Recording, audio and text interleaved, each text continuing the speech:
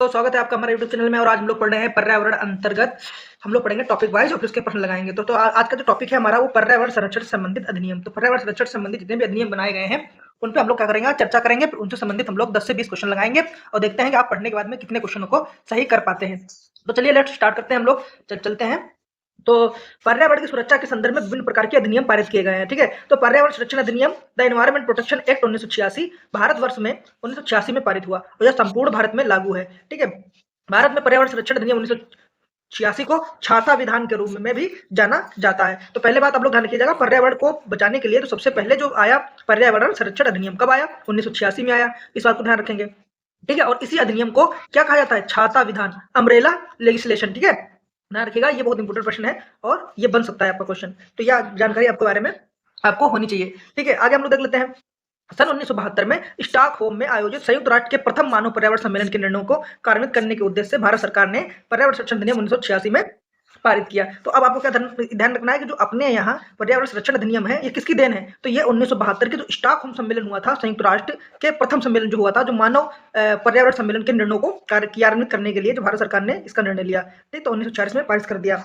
हमको ध्यान रखना है, यह अधिनियम केंद्र सरकार को शक्ति देता है। क्या शक्ति देता है कि वह अधिनियम के उपबंधों के अंतर्गत पर्यावरण की गुणवत्ता में सुधार लाने तथा संरक्षण करने, प्रदूषण को निवारण, नियंत्रण, उपशमन के उपाय करें। ठीक है, यानी पर्यावरण से संबंधित कुछ नियम लागू करें, उसको सुधार करें, उसको प्रदूषण होने से रोके। तो ये क्या है, तो ये चीज है। अब आपको एक चीज घटना याद होगी, भोपाल गैस त्रासदी के बाद अभी एक मूवी भी आई थी। ठीक है, इमरान खान के बेटे की। ठीक है, और वो संविधान के अनुच्छेद 253 के अंतर्गत पर्यावरण संरक्षण अधिनियम 86 को पारित किया गया। अब देखिए यहाँ पे कथन और बन जाता है, तो इस चीज को याद रखिएगा, क्वेश्चन यहीं से बनेंगे आपके। ठीक है, तो अनुच्छेद 253 के अंतर्गत अपना पर्यावरण संरक्षण अधिनियम 1986 वाला पारित किया गया। ठीक है, आगे हम लोग देख लेते हैं, पढ़ते चलते हैं और देखिए अभी क्वेश्चन लगाएंगे, अभी सब क्लियर हो जाएगा आपका। बस आप पढ़ते रहिए। ठीक है, आगे देखते हैं। इस अधिनियम के अंतर्गत इस अधिनियम ने पर्यावरण संरक्षण की दिशा में बनाए गए अन्य कानूनों को समन्वय बनाने, उन्हें मार्गदर्शन प्रदान करने में महत्वपूर्ण भूमिका निभाई है। जो पर्यावरण संबंधित अन्य कानून थे उसको इसने क्या किया, गाइड दिया है। ठीक है, गाइड किया। ठीक है, जेनेटिक इंजीनियरिंग अनुमोदन समिति का गठन पर्यावरण संरक्षण अधिनियम के अधीन किया गया था। फिर देखो एक कमेटी बनाएगी, कौन सी, जेनेटिक इंजीनियरिंग अनुमोदन समिति। ठीक है, तो ये किसके अंतर्गत बनी, 1986 के पर्यावरण अधिनियम के अंतर्गत। 22 जुलाई 2010 को गजट नोटिफिकेशन के द्वारा जेनेटिक इंजीनियरिंग अनुमोदन समिति, जिसको जेनेटिक इंजीनियरिंग अप्रूवल कमेटी का नाम बदलकर क्या कर दिया, अनुवांशिक इंजीनियरिंग आकलन समिति। ठीक है, तो देखो ध्यान रखेंगे 2010 और क्या नाम बदल दिया गया, जेनेटिक इंजीनियरिंग अनुमोदन समिति का नाम कर दिया गया अनुवांशिक इंजीनियरिंग आकलन समिति। ठीक है, तो यानी जेनेटिक इंजीनियरिंग ऑपरेशनल कमेटी। ठीक है, आगे देखते हैं। पर्यावरण संतुलन के संरक्षण में प्रत्यक्ष संबंध वन नीति, वन पर्यावरण संरक्षण अधिनियम 1986 का है, जबकि औद्योगिक नीति और शिक्षा नीति में पर्यावरणीय दृष्टिकोण को सम्मिलित किया गया। अब ध्यान करना है, पर्यावरण संतुलन के संरक्षण से प्रत्यक्ष संबंध जो किससे था, वन नीति से था और पर्यावरण संरक्षण अधिनियम का है। ठीक, जबकि औद्योगिक नीति और शिक्षा नीति भी पर्यावरण दृष्टिकोण से भी सम्मिलित कर लिया गया। ठीक है, आगे देख लेते हैं।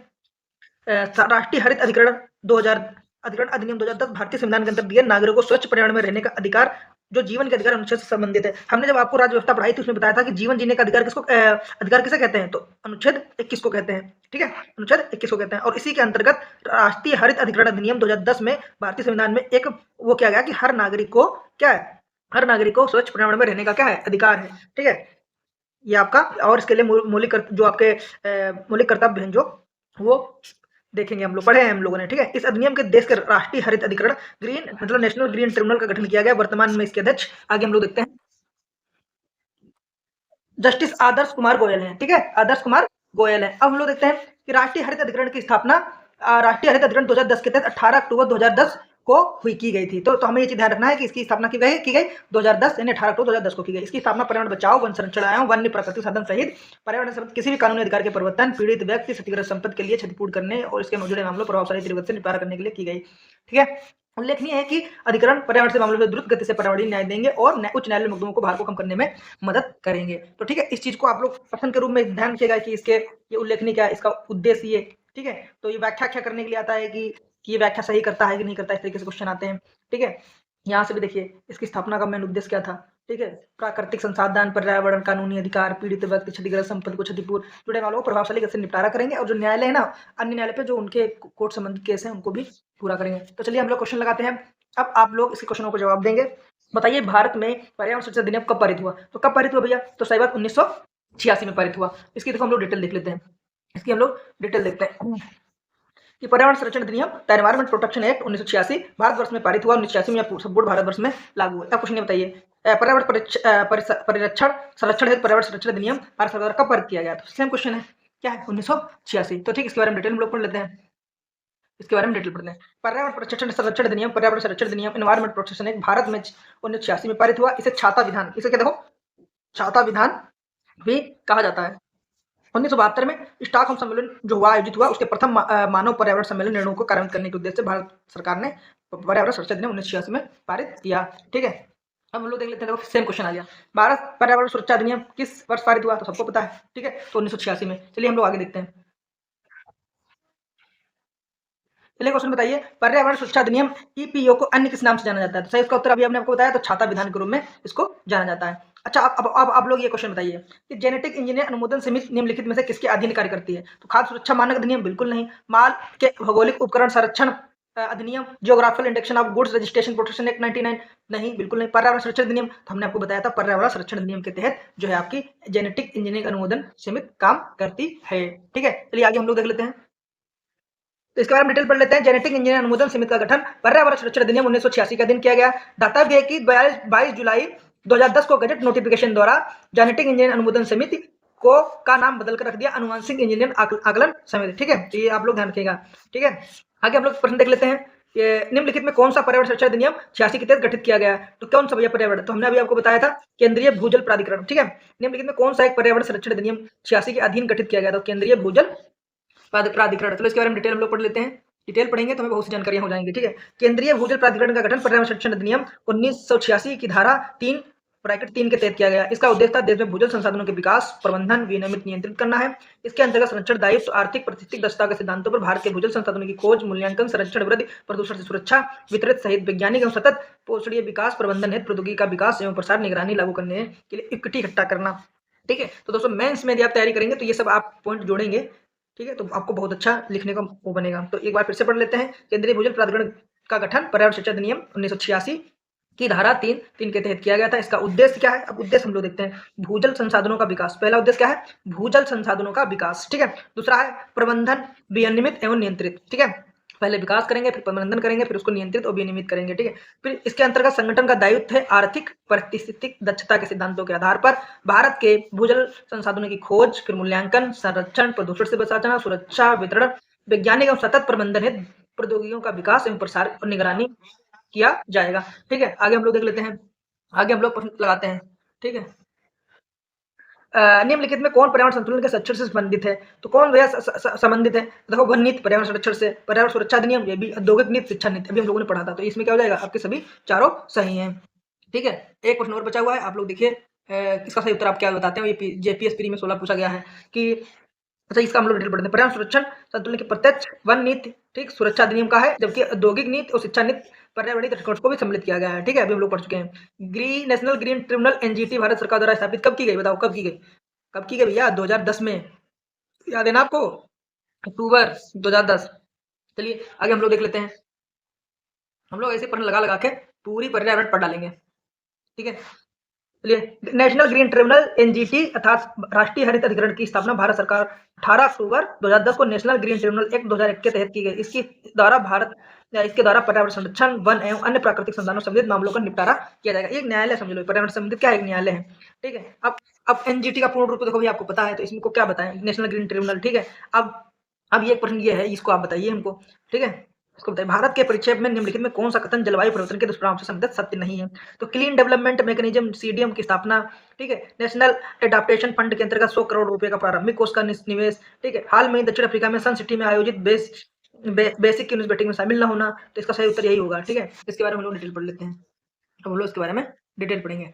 जो हमको नहीं आता होगा वो भैया आपको भी पता चलेगा। स्वच्छ विकास युक्त सीडीएम यूएनएफसीसीसी के क्योटो प्रोटोकॉल की धारा 12 के अंतर्गत वर्णित है। इसके तहत एनेक्जर 1 के विकसित देश गैर एनेक्जर 1 देशों में स्वच्छ विकास युक्त परियोजनाएं कार्यान्वित कर कार्बन क्रेडिट प्राप्त कर सकते हैं।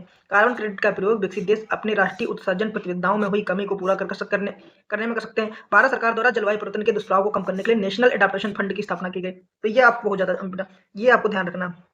ठीक है, भारत सरकार द्वारा जलवायु परिवर्तन के दुष्प्रभाव को कम करने के लिए नेशनल एडाप्टेशन फंड की स्थापना की गई। बेसिक की 19वीं बैठक में शामिल न होने का जलवायु परिवर्तन के दुष्प्रभाव का सामने का कोई संबंध नहीं है। ठीक है, यानी बेसिक तीनों बैठक में शामिल नहीं होने का इसका कोई जलवायु या दुष्प्रभाव का सामना करने से कोई प्रबंध नहीं है। चलिए आगे हम लोग बढ़ते हैं और क्वेश्चन लगाते हैं ये वाला। देखो ऐसे पर्यावरण के कठिन कठिन क्वेश्चन पूछे जाते हैं।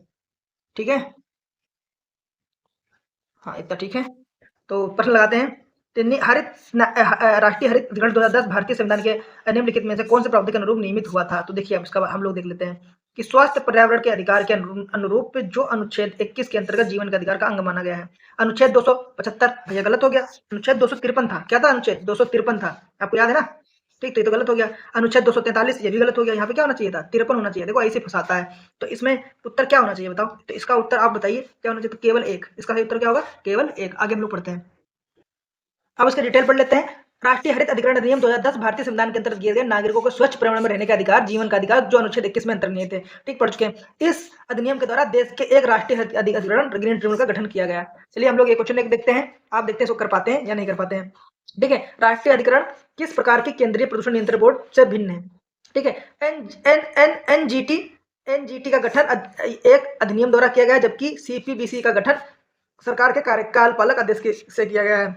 ठीक है, एनजीटी पर्यावरण न्याय उपलब्ध कराता है, उच्चतम न्यायालय में मुकदमे को भार को कम करने की सहायता करता है, जबकि सीपीसीबी झरनों और कुओं की सफाई में प्रोत्साहित करता है, तो देश में वायु की गुणवत्ता में सुधार लाने का लक्ष्य। तो इसका उत्तर क्या है? इसका उत्तर केवल बी है, सही है। ठीक है, उसमें थोड़ा गलत हो गया है। ठीक है, कार्यपालक वाला। चलिए हम लोग इसके बारे में डिटेल पढ़ लेते हैं, और डिटेल पढ़ेंगे तो अभी हमारे सब डाउट क्लियर हो जाएंगे। ठीक है, आप देखो सुनते रहिए। आपको दिख रहा है कि नहीं दिख रहा है? नहीं भी दिख रहा है तो देखिए मिसप्रिंट है थोड़ा। ठीक है, इसमें कैमरे में कोई दिक्कत नहीं है।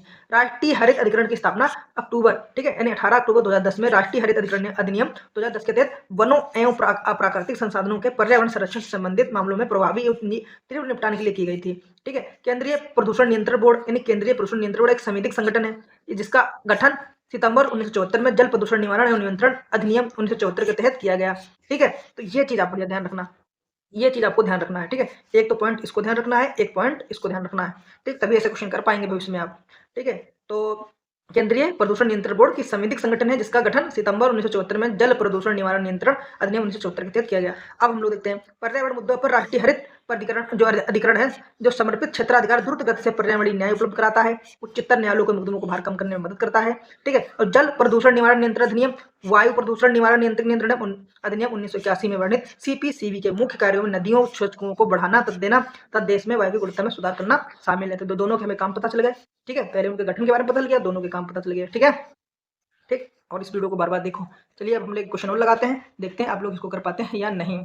ठीक, राष्ट्रीय हरित की स्थापना कब हुई? तो भैया हमने बताया 2010 में अक्टूबर में, तो सही उत्तर इसका ए।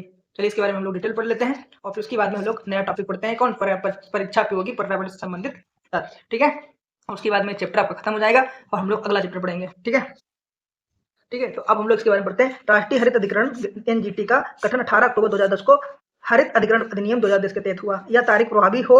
इस अधिकरण का गठन पर्यावरण बचाओ, वन संरक्षण, प्राकृतिक संसाधन, पर्यावरण से संबंधित किसी भी कानूनी अधिकार के परिवर्तन, क्षतिग्रस्त व्यक्ति के लिए अनुतोष क्षतिपूर्ति प्रदान करना, इससे जुड़े मामलों का प्रभावी तरीके से निपटारा करना, इसलिए इसका किया गया था कब? 18 अक्टूबर 2010 को।